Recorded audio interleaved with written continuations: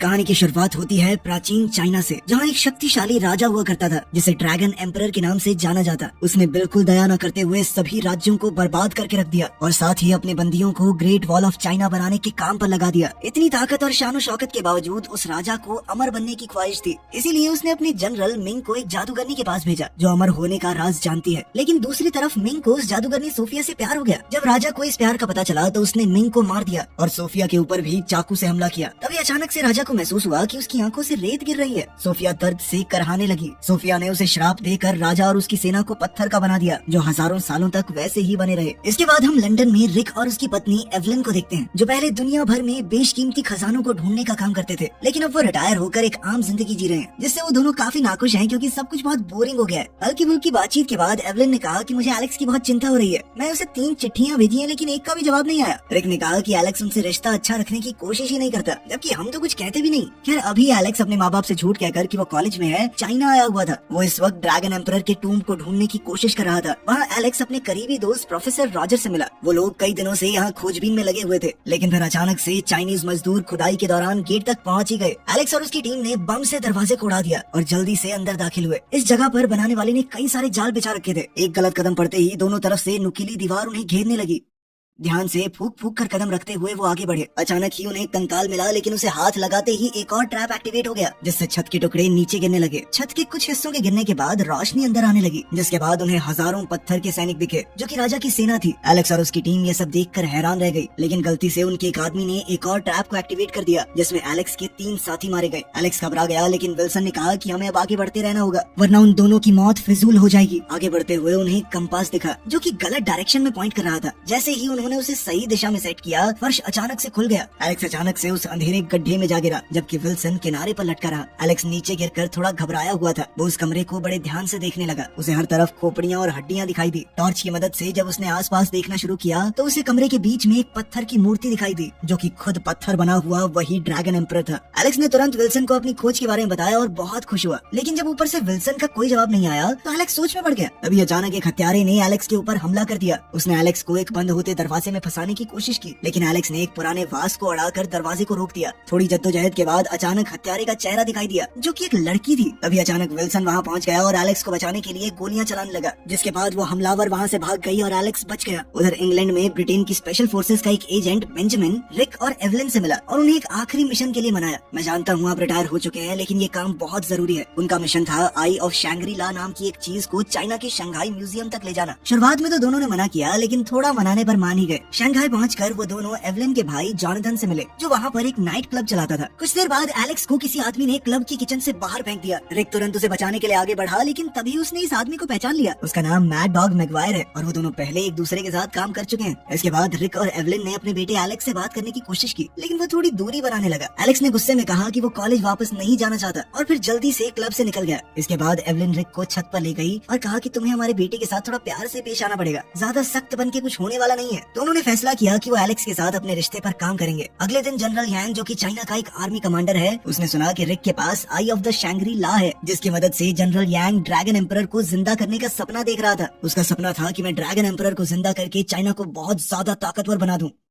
शाम के समय एलेक्स अपने माँ बाप को वो मूर्ति दिखाने लगा जो उसने ढूंढी थी। ड्रैगन एम्परर की मूर्ति देखकर रिक खुश हो गया और अपने बेटे की तारीफ करने लगा। एलेक्स प्रोफेसर विल्सन को ढूंढने गया, लेकिन उसे महसूस हुआ कि कोई तो उसका पीछा कर रहा है। उसे शक हुआ तो वो खुद उस आदमी का पीछा करने लगा। उधर विल्सन रिक और एवलिन से मिला और वो लोग पुराने दोस्तों की तरह बातचीत करने लगे। रिक ने उसे आई ऑफ शैंग्री ला दिखाई और कहा कि मुझे तुम्हारे ऊपर पूरा भरोसा है, ये म्यूजियम वालों को दे देना। लेकिन जल्द ही जनरल यांग वहाँ पहुँच गया। उसे देखकर विल्सन का रवैया पूरी तरह से बदल गया। उसने बंदूक निकाल कर रिक पर तान दी और कहा कि जनरल ने ही तुम्हारे बेटे एलेक्स की खुदाई का पैसा दिया था, क्योंकि वो राजा को फिर से जिंदा करना चाहता है। रिक और एवलिन ने उसे कुछ भी ऐसा करने से मना किया, लेकिन विल्सन धमकी देने लगा कि मैं गोली चला दूंगा, बता रहा हूँ। उसी वक्त एलेक्स ने उस लड़की को देख लिया जो उसे मारने की कोशिश कर रही थी। वो अभी भी जिंदा है और उसका नाम है लिन। अब बंदूक के दम पर जनरल ने एवलिन को कहा कि जल्दी से मंत्र पढ़ो। जब एवलिन ने आई ऑफ शैंग्री ला पर लिखा हुआ मंत्र पढ़ा तो वो चीज अचानक से बदलने लगी और वो एक प्याले में बदल गई, जिसके अंदर अमृत था, जिससे राजा फिर से जिंदा हो जाएगा। जनरल यांग ने विल्सन से कहा कि आप गोली मार दो, कोई फर्क नहीं पड़ता। लेकिन जैसे ही विल्सन गोली चलाने लगा, एलेक्स और लिन ने वहाँ पहुंचकर रिक को बचा लिया। पूरा परिवार अब मिलकर दुश्मनों से लड़ने लगा, लेकिन गलती से वो प्याला छलक गया और अमृत जाकर राजा की मूर्ति पर गिर गया। लिन ने उस रथ में मौजूद राजा के कंकाल की छाती पर एक खास खंजर से हमला करके उसे जिंदा होने से पहले ही खत्म करने की कोशिश की, लेकिन पता चला कि वो कंकाल राजा का था ही नहीं। राजा तो उस मूर्ति में बंद था जिसके ऊपर अमृत गिरा था और अब वो तेजी से जिंदा होने लगी। रिक ने उस पर धुआंधार गोलियां चलाई, लेकिन कोई असर नहीं हुआ। थोड़ी देर बाद उसके पत्थर के घोड़े भी जिंदा होने लगे। लिन और एलेक्स घोड़े के रथ के नीचे लटक गए। जब राजा वहाँ से भागने लगा तो रिक, एवलिन और जॉनथन पटाखों से भरा हुआ ट्रक लेकर उनका पीछा करने लगे। रिक ने एक रॉकेट राजा पर छोड़ा, लेकिन राजा बच गया और रॉकेट एक लोगों से भरी हुई गाड़ी से टकरा गया, जिसके बाद वहाँ जबरदस्त धमाका हुआ। जब एवलिन ट्रक राजा के करीब लेकर आई तो रिक ने मौका देखकर एक घोड़े पर छलांग लगा दी। रिक ने अपने घोड़े की रस्सी काट दी और एलेक्स को पीछे से अपने साथ आने के लिए कहने लगा, लेकिन एलेक्स अब भी अपने पिता की मदद लेने को तैयार नहीं था। इसी बीच सिचुएशन और खराब हो गई। राजा ने एवलिन के ट्रक के पटाखों को आग लगा दी और रिक का घोड़ा बेकाबू हो गया। लिन और एलेक्स राजा को रोकने की कोशिश करने लगे। इसी दौरान जनरल यांग ने लिन को गोली मार दी। एलेक्स उसे बचाने के लिए आगे बढ़ा, लेकिन वो अचानक ही फिसल गया। बड़ी मुश्किल से पीछे लटक कर वो जैसे तैसे बच पाया। तभी लिन ने उसकी मदद की और कहा कि गोली मुझे लगी ही नहीं, लेकिन तभी यांग ने रथ को घोड़ों से अलग कर दिया, जिससे उनका रथ हवा में उछल गया। राजा ने अपनी ताकत से सड़क को बर्फ में बदल दिया। लिन और एलेक्स अपनी सीट को संभाल नहीं पाए और वो सभी एक चाइनीज फेस्टिवल के बीच में घुस गए, जहाँ रिक और एवलिन भी थे। सभी लोग जैसे तैसे इधर उधर टकराने से बचे। इसी दौरान एवलिन के ट्रक के पटाखे फटने लगे, जिसके बाद एवलिन और उसके भाई जॉनथन ने ट्रक से कूद कर अपनी जान बचाई। राजा भाग गया, जिसके बाद सभी लोग जॉनथन के नाइट क्लब में रुके। वहाँ लिन ने अपने बारे में बताया कि मैं राजा के ही परिवार से हूँ। हम लोग सालों से राजा के मकबरे की सुरक्षा कर रहे हैं। उसने बताया कि ये राजा बहुत क्रूर था और किसी को भी उसे जगाना नहीं चाहिए। अब उन्हें जैसे तैसे राजा को शैंग्री ला के पोर्टल तक पहुंचाना होगा। इसी तरीके से वो उसे खत्म कर सकते हैं। उसने सबको एक खंजर दिखाया जिससे वो राजा को हमेशा के लिए मार सकते हैं। जिसके बाद सभी लोग प्लेन में बैठकर एक तूफानी सफर करते हुए हिमालय की पहाड़ियों में पहुंचे। ये रास्ता बहुत खतरनाक था और एक बार को तो वो सब नीचे खाई में गिरने वाले थे, लेकिन जैसे तैसे उन्होंने अपनी जान बचाई। मैगवायर ने उन्हें खबर दी कि जनरल यांग पहाड़ी पर पहुंच गया है। ये सुनकर रिक और बाकी सब ने फैसला किया कि रात यहीं रुकना चाहिए। जब रात हुई तो सब आराम करने लगे। एवलिन ने लिन से कहा कि एलेक्स शायद तुम्हें पसंद करता है, मेरा बेटा है, इतना तो जानती हूँ उसे। जब एलेक्स टेंट में आया तो लिन ने उससे सीधा पूछा कि ऐसा कुछ है क्या, जिस पर एलेक्स ने कूल बनने का नाटक करते हुए कहा कि नहीं नहीं, पागल है क्या, प्यार और मैं तुझसे छी। लिन ने भी उसी अंदाज में जवाब दिया और कहा कि हाँ, मैं भी तुम्हें पसंद नहीं करती, पर छी करने की जरूरत नहीं थी। लेकिन उन दोनों को देखकर ये साफ था कि कुछ तो चल रहा है उनके बीच में।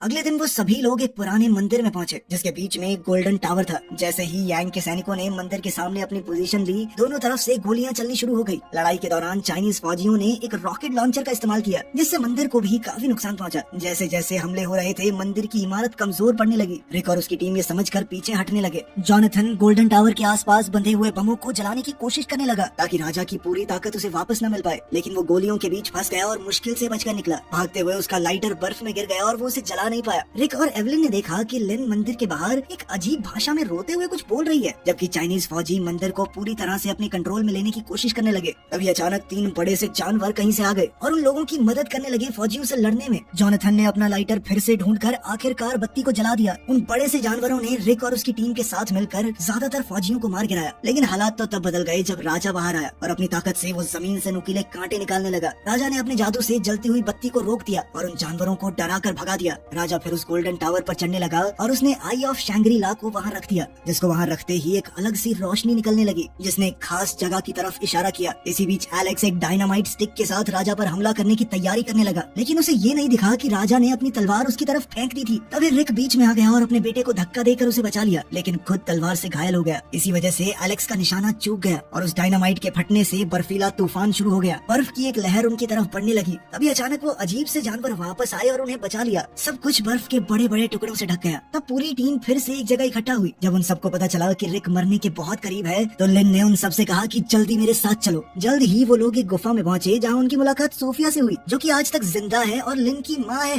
एलेक्स को तुरंत समझ आ गया कि लिन और उसकी माँ दोनों अमर हैं। सोफिया ने सबको आराम करने को कहा और रिक का इलाज करने लगी। सोफिया ने बताया कि वो यहाँ तब से रह रही है जब कई 100 साल पहले एम्परर ने उसे चाकू मार दिया था। उस वक्त इन अजीब से दिखने वाले जानवरों, जिन्हें येटीज भी कहा जाता है, उन्होंने उसकी जान बचाई। जब रिक का इलाज चल चल रहा था तो एलेक्स लिन के पास गया और कहा कि पहले मैं कूल बन रहा था लेकिन मैं सच में तुमसे प्यार करता हूँ। इस पर लिन ने मना करते हुए कहा कि देखो मैं अपनी माँ की तरह नहीं बनना चाहती। उन्होंने जनरल मिंग से सच्चे दिल से प्यार किया और फिर सदियों तक उसकी मौत का गम मनाती रही। तुम तो बूढ़े होकर मर जाओगे, मैं क्या करूंगी तुम्हारे बिना। इस सब के बीच जॉनथन वहाँ आया और बताया कि रिक को अब होश आ गया है। जब एलेक्स अपने पिता से मिलने कमरे में गया तो उसने अपना पूरा दिल खोल कर उनके सामने रख दिया। उसने अपने पिता को पूरा प्यार और इज्जत देते हुए उनसे माफी मांगी और कहा कि अब से वो एक अच्छा बेटा बन के दिखाएगा। रिक अपने बेटे के इस बदले हुए अवतार को देखकर हैरान हो गया। वो कहने लगा नहीं नहीं मेरी गलती है, मैं गंदा बाप हूँ। वो दोनों ही एक दूसरे से माफी मांगने लगे। तब सोफिया ने भी लिन से कहा कि मैं अपने अमर होने का बोझ उतार दूंगी ताकि तुम एक नॉर्मल जिंदगी जी सको। लेकिन तभी अचानक से राजा ने एक आग के गोले से उनके ऊपर हमला किया जिससे लिन और सोफिया अलग हो गई। दोनों औरतों को जमीन पर गिराकर राजा ने वो खंजर भी छीन लिया जो उसकी इकलौती कमजोरी थी। उस खंजर के बिना कोई उसे नहीं मार पाएगा। फिर राजा वहाँ मौजूद दिव्य पानी के उस पूल में उतर गया ताकि वो पूरी तरह से ठीक हो जाए। उस पूल के अंदर से वो राजा 3 मुंह वाला ड्रैगन बनकर बाहर निकला। उसके मुंह से निकलती हुई खौफनाक आग ने पूरी गुफा को रोशन कर दिया। सोफिया से अपना पुराना हिसाब किताब चुकता करने के लिए राजा ने लिन को किडनैप कर लिया और उसी जगह पर पहुंच गया जहां उसकी फौज कैद है। वहां उसे जनरल यांग भी मिला। उधर रिक और उसके साथी भी अपने हवाई जहाज में उनका पीछा करने लगे। जब राजा वहां पहुंचा तो वो फिर से एक इंसान में बदल गया और अपनी सेना को भरोसा दिलाने लगा कि वो पूरी दुनिया पर राज करेंगे। इस वक्त रिक और उसके साथी दूर पत्थरों के पीछे छुपे हुए थे। जल्द ही सोफिया धरती के नीचे बनी एक गुफा में पहुंची। उसने ग्रेट वॉल ऑफ चाइना के अंदर दफन राजा के पुराने दुश्मनों को फिर से जिंदा करने के लिए मंत्र पढ़ने शुरू किए। इन लोगों को जिंदा करने के लिए उसने अपने और लिन के अमर जीवन की बलि चढ़ा दी। इस मंत्र के पूरा होते ही वो एक आम इंसान बन जाएगी। तभी अचानक जमीन से बहुत सारे कंकाल निकलने लगे और युद्ध के मैदान की तरफ दौड़ पड़े। अब वो लोग राजा की सेना से लड़ने के लिए तैयार थे। तभी रिक को एहसास हुआ कि एलेक्स वहाँ नहीं है। एलेक्स भेष बदलकर चाइनीज फौजियों के बीच में घुस गया था। जल्द ही उसने लिन को छुड़ा लिया जो उनकी कैद में थी।